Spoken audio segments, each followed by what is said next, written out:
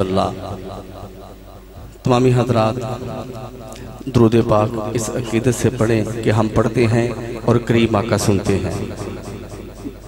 मोहब्बत से पढ़िए सल्लल्लाहु अलैहि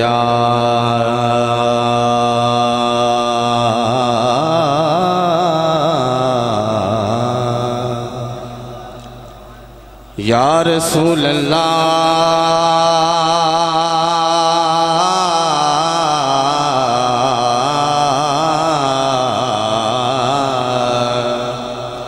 वसल्लम अलैका या हबीब अल्लाह। एक दफा गूंज पा दो सल्लल्लाहु अलैका या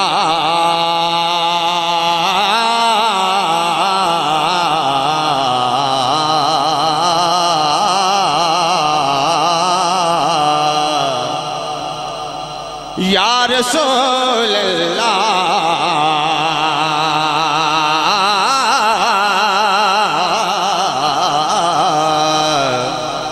वसल्लम अलैका या हबीब अल्लाह। रुबाई सईदा कायनात पाक बारगाह लिखन का शरफ हासिल किया है और बड़ी मकबूल हुई और यकीनन मुसलसल महफलों से रुबाई पढ़ी थी और बड़ी ठंड पैंदी है। उस रुबाई तो मैं अपनी हाजिर का आगाज करांगा। एक बार कह दो सुभान अल्लाह।